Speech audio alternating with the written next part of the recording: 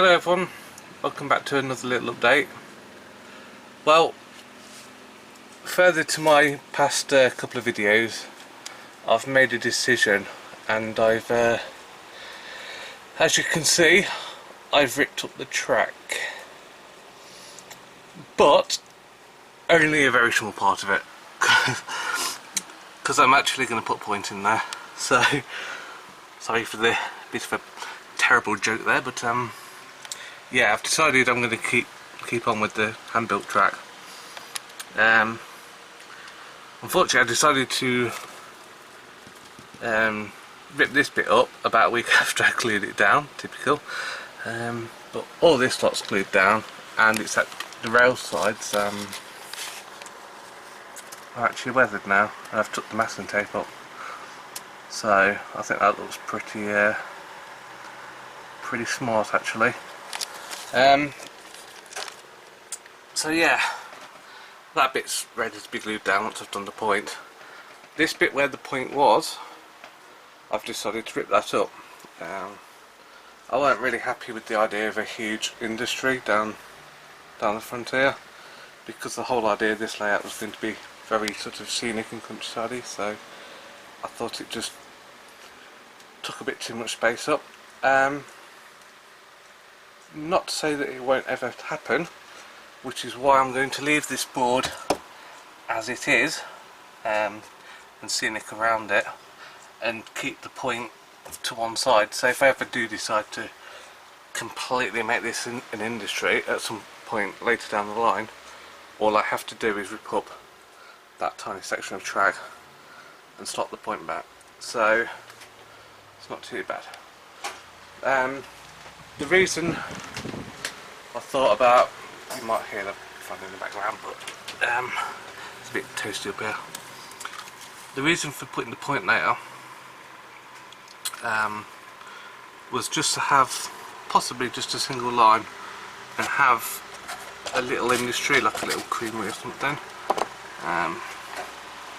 just in there with the back scene curving behind it to hide that access to the fiddle yard.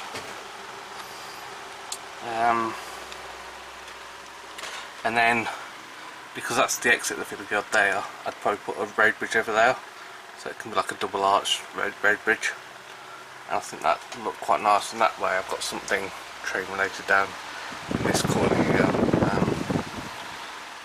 I might add another point to that or something, rather than it just being one line, but at least for now that's the plan. Other than that, all this is masked up, ready to be painted right around here, and I've glued these sleepers down ready for my point work. Some chairs have been threaded onto rails already, but what I wanted to do was finish all that lot down now, glue it all down, and then I can start properly working on this little section, so it shouldn't hopefully take me too long. So so yeah, thanks for all your comments on the past previous videos. Give me a bit of encouragement. I think it was because I'd just done so much in such a little amount of time that I'd sort of kind of got a little bit fed up, so I decided to sort of take things a bit slower, even though things are slow anyway, but you know. So yeah, what I'll do is I'll make this point up, slot that in, paint it all up, and then do the same for that bit, mask it all up, paint it all up, glue it all down, and then I'll show you when it's done. Right, I've been making a little bit of progress on the layout, even though it's been absolutely baking.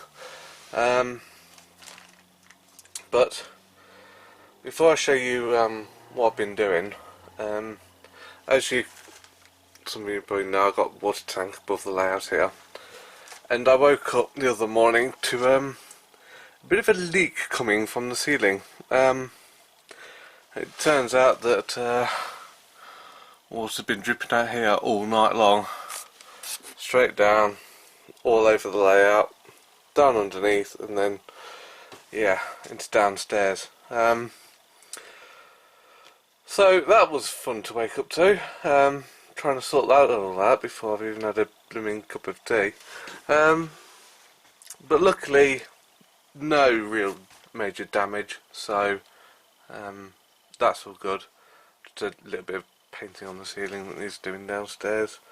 And layout wise, because all I've got under here is a bit of wire and some servos, it shouldn't cause any damage there at all, because all my electronics are over there. So I think I quite got lucky with that one, so that's good. Right, you can remember in the first part of the video that I was about to make this point up. Well, this point has been fully made now. There's my tie bar that I've done. What I ended up doing is, after playing around with some stuff, I ended up using a bit of copper clad, but on vertical rather than horizontal, and I soldered on a little, you can't really see it in there because it's all been painted, but there's a little hole, little hoop in there, a bit of brass tube I soldered onto the copper clad. So that's what I'll stick the wire up for the point motor. So that's all been done and painted up.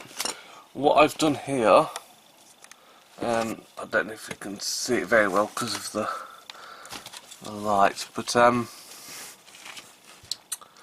painted the wing rails there and just left the paint on them, and I've also done it on this bit over here on the V. That's the wing rails on the V. Just because obviously wheels wouldn't normally run on those bits. What I'm wondering is, should I put varnish on those, because when I get a CMX track cleaner, of course what it is just one proper pad that just sits all the way across the rails, and I'm a bit worried about it wiping that off. So is it a good idea to varnish that? If you know, please do let me know. Also, with the painted side of the rails, I'm assuming that, you know, they're going to be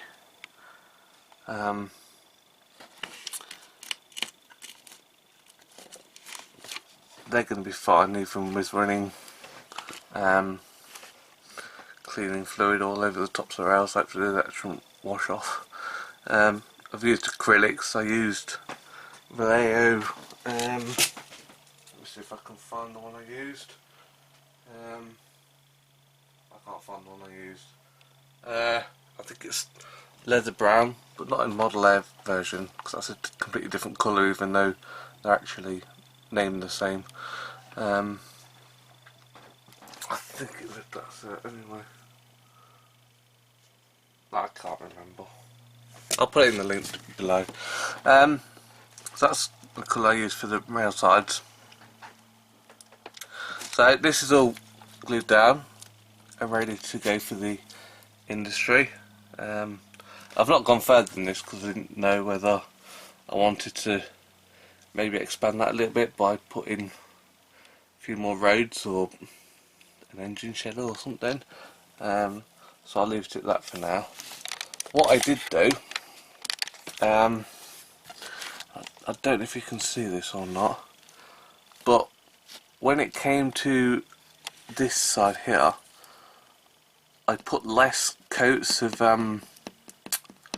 wood stain on this side compared to this side, because I thought, well, if this is an industry, it's not going to get used very often. So, as you might be able to tell, one's a lot lighter than the other. So I thought I'd give that a go, and it don't look Don't look too bad actually. Looks a lot better than I thought it would. But yeah, that was interesting to try. Other than that, I've glued that bit down. I've made this section up where the old point was, and painted all it up and stuck it all down, and I've done the same for all the rest of it. So it's all glued down and painted right up to here. So that's one less job to do. I actually stuck all this down before the current heat wave that's been going around, so I'm actually surprised to come up here and not find any of it buckled or anything, but so something must be said by making all the sections into, like, you know, I forgot the actual dimensions of the actual prototypical sections, but like the track's cut there and it's also cut there, so all my sections are short, so any expansion that has to happen, it shouldn't be as bad as like a full length of Flexi where there's a lot more metal there to expand. So that's all done. I'll tell you what I'll do, give you a nice fly over it all. So this is the point that I've got to start working on now. That'll be my next job. But what I might do is have a little break while it's so warm, because let's be honest, there's nothing worse than working in a hot loft in the middle of summer, is there? So yeah. So that's pretty much it for all the work I've done on the actual layout. Like I say, I'll probably take a bit of a break from it for maybe a month or two till it cools down. It depends how the weather goes. If we get a cool down, I'll come up and work on a bit, but just don't expect another update in a couple of weeks or anything, because it's probably not going to happen at this rate. Other things to tell you, I went to the Great Central Model Railway show the other week, and I got myself and my dad 3D scanned, so we could get turned into little characters on the model railway. Hopefully I should be putting up some footage of that basically right now, if all goes well. And basically it costs 25 quid each, which is quite expensive, but you only have to get scanned the once, and then you can have as many prints as those as you require for, like, I think the actual to get printed is actually about 3 quid each, so it's not too bad. So I got my dad scanned as an engine driver and myself as a fireman, and yeah, I'll show you how they look. So other than that, that was pretty much all that's really happened, to be honest. So thanks for watching, and hopefully I should do another update probably in a couple of months. Like I say, it's all weather depending at the minute, because I don't really want to spend baking hot days up in here trying to thread these little chairs on, because I think it would drive me around the bend. So yeah, I think that's it. There has been a couple of spots where, let's see if I can where you can see where the primer's been painted on, and the and it's not quite covered it with the sort of dark brown colour. So I might be able to script that off, or maybe when I go over it with a general weathering later on, it'll cover it all up. But yeah, there's a little bit of bitting and bobbing to sort of do on this.